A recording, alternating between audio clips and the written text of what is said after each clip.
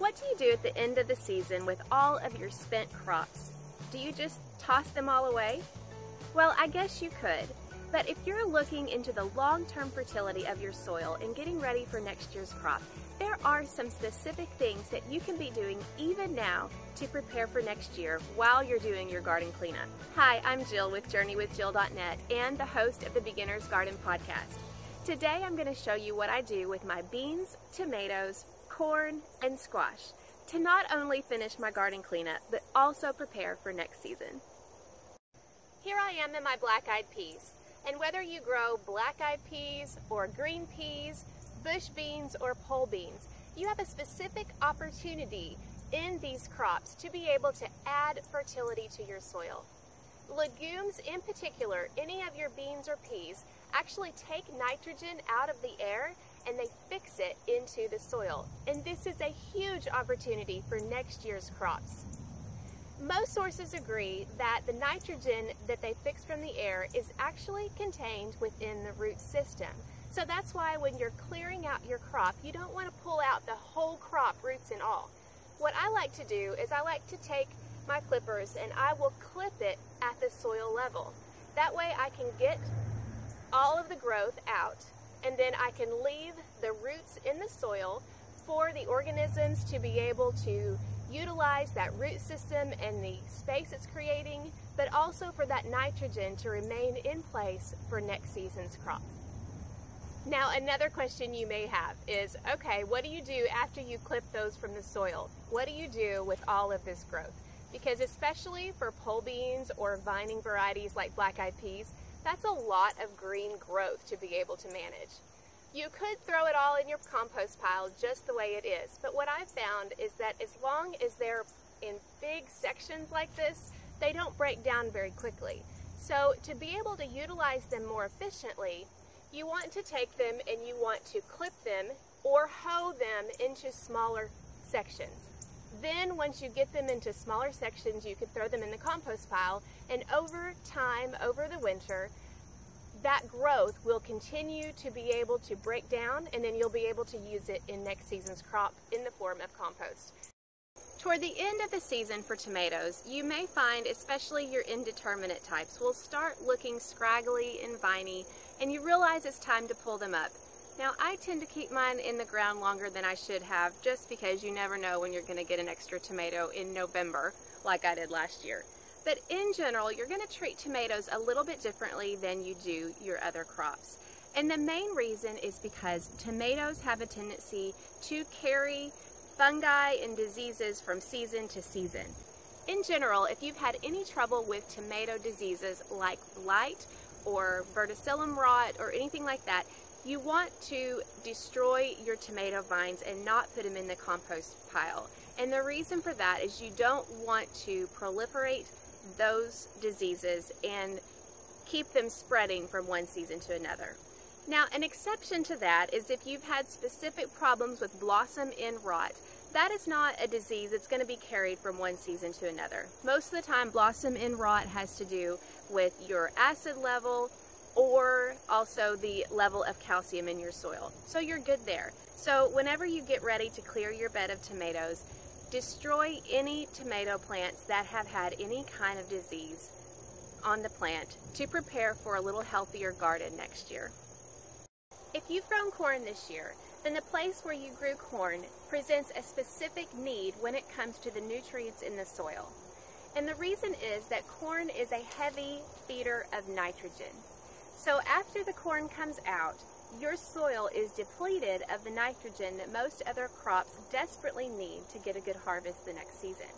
But before we get to what you need to do with your soil, what do we do with the spent corn crops?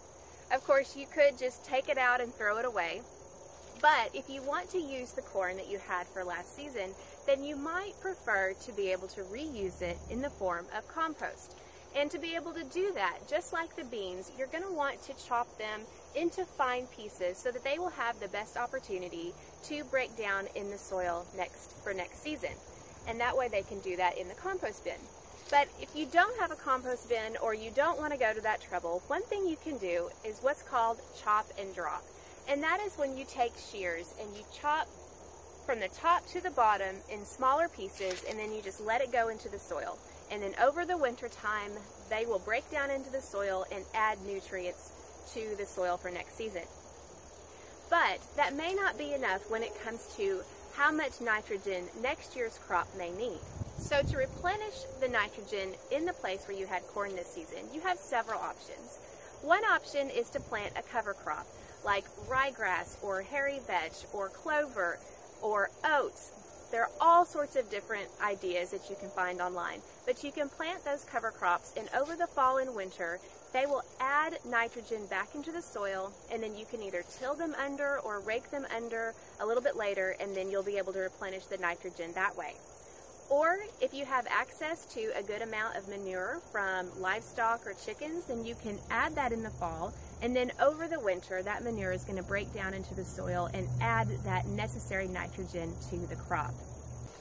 Another thing you can do is plan to add beans or peas where you planted your corn this year, because the beans and peas don't need as much nitrogen to grow, and then they actually add the nitrogen in the soil.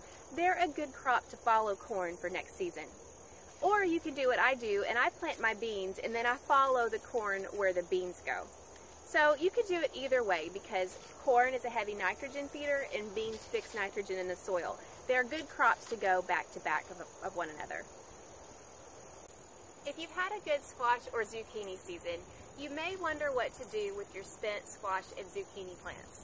And just like the other plants, you can chop them up and put them in the compost pile, but there are a few things that you want to keep in mind. Specifically, if you've had trouble with the squash vine borer or the squash bug, you may not want to put them in the compost pile so quick yet. If you know a plant has been infested with the squash vine borer, you want to pull it up as soon as possible and destroy the grub that's in the vine. Because what will happen is if you leave it into your garden too long, that grub is going to burrow into the soil, and then next season it's going to emerge as the squash vine borer moth, and you're going to have more and more problems year after year. Similarly, if you've had a major problem with squash bugs, what you might want to do is destroy that plant while the squash bugs are active on the plant. What I like to do is give the whole plant to my chickens, and they destroy all of those squash bugs in short order. If you don't have chickens, just destroy the whole plant. And what I found is that if I do that year after year and also practice good crop rotation, where the squash is at a different place each season, I don't have near as much trouble with the squash bug. In fact, this year I didn't have any trouble with it. And I think that came from continually destroying the plant before the squash bugs were done with their life cycle. Another thing you want to look at is, do you have major problems with powdery mildew? And if so, you may not want to put that in the compost pile, because those spores may not be completely eradicated in the compost.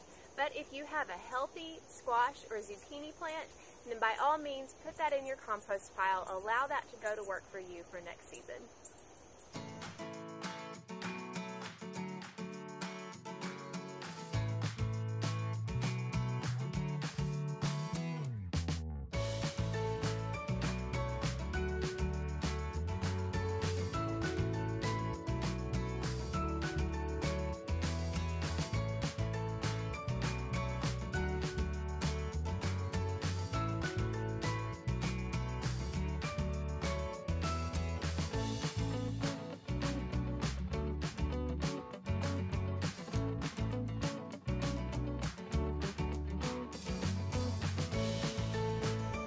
As you can see, there are some simple steps that you can take when you're already doing your garden cleanup to get ready for next season to have the best harvest ever. Thank you so much for watching. Be sure and subscribe, and also check out the Beginner's Garden podcast on iTunes or your favorite podcasting app.